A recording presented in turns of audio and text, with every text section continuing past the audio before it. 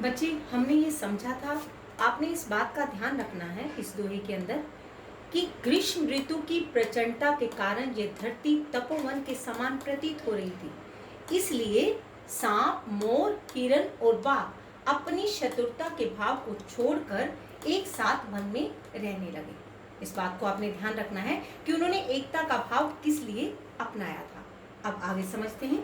बतरस लालच लाल की मुरली धरी लुकाई, सुख करे भौनो हंसे, देन कहे नटी जाए।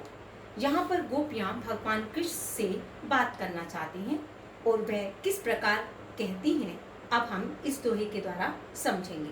बतरस, बात करने के लालच में। लाल, भगवान कृष्ण। मुरली धरी लुकाई, भगवान कृष्ण से बात करने के लालच में गोपियां भगवान कृष्ण की मुरली को छुपा लेती हैं। लुकाई का छुपा लेती हैं। सो करे, भगवान कृष्ण उससे पूछते हैं कि आपने मुरली छुपाई, तो वह कसम खाती है। सो करे, कसम खाना। भों, हंसे, भों से हंसना अर्थात हाव भाव से हंसना। देन कहे, देने को कहते हैं। नटी जाए, मना कर देती हैं। यहाँ पर गोपियां भगवान कृष्ण के साथ बात करना चाहती हैं, इसलिए वह उनकी मुरली को छुपा लेती हैं। जब भगवान कृष्ण उनसे पूछते हैं तो वह कसम खाती हैं और हाव भाव से हंसती हैं, और जब भगवान कृष्ण उसे मुरली देने के लिए कहते हैं तो वह मना कर देती हैं। अब इस दोहे का अर्थ अच्छी तरह से समझते हैं।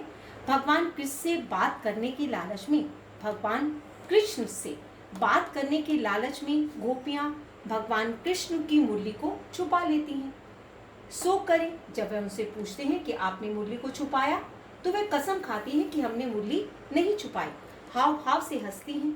भगवान कृष्ण उसे मुरली देने के लिए कहते हैं तो वह मना कर जाती हैं। इस दोहे के अंदर गोपियां भगवान कृष्ण के साथ रहना चाहती हैं, उनसे बात करना चाहती हैं, इसलिए वे झूठ बोलती हैं, लेकिन हाव भाव से ये स्पष्ट प्रतीत होता है कि उन्होंने मुरली छुपाई है। ये आसान था ना बच्चे। अब हम आगे करते हैं। कहत नटत रीझत खिजत, मिलत खिलत लजियात, भरे फोन में करत है नैनम ही सब बात। ये दोहा बिहारी ने गागर में सागर भरा है। गागर में सागर कैसे भरा है बच्चे? बहुत सारी चीजों को एक साथ लाकर खड़ा कर दिया है, एक साथ बहुत सारी बातों को कहा है। यहाँ पर नायक और नायिका अपने प्रेम का वर्णन किस प्रकार से करते हैं, वो ही भरे हुए भवन के अंदर। पहले क्या होता था बच्चे? संयुक्त परिवार हुआ करता था, और भरे हुए भवन में नायक और नायिका किस प्रकार से बातचीत करते हैं, यहाँ बिहारी ने बहुत ही सुंदर ढंग से बताया है। नायक नायिका से कुछ कहता है, नायिका मना कर देती है। उनके मना करने पर नायक रीझ जाता है, उसकी उस बात पर उसे प्रेम आ जाता है। खीजत, नायिका इस बात से गुस्सा करती है। फिर दोनों के नेत्र मिलते हैं, फिर दोनों प्रसन्न हो उठते हैं, और फिर नायिका लज्जा का अनुभव करती है।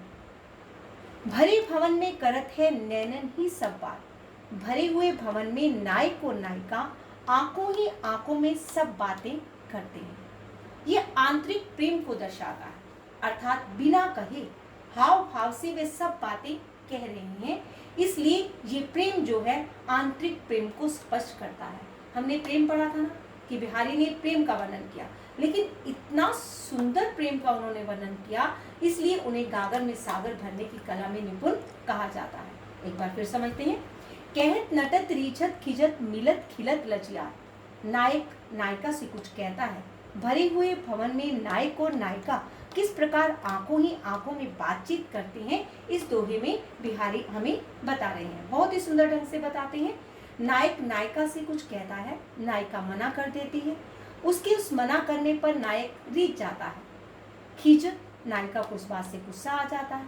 फिर दोनों के नेत्र मिलते हैं, दोनों प्रसन्न हो उठते हैं, और नायिका को लज्जा का अनुभव होता है। भरे हुए भवन में नायक और नायिका आंखों ही आंखों में अपनी बातें करते हैं। नायक नायिका से कुछ कहता है, नायिका मना कर देती है, और नायक उस बात से रीझ जाता है। इस बात पर नायिका को गुस्सा आ जाता है। दोनों के नेत्र मिलते हैं, दोनों प्रसन्न हो उठते हैं, और नायिका को लज्जा का अनुभव होता है। एक साथ अनेक भावों को यहाँ पर बिहारी ने रखा है, इसलिए इसमें गागर में सागर भरने की कला में निपुण कहा गया है। यहाँ तक मेरी बात आपको समझ में आ गई होगी बच्चे। अब हम आगे करेंगे।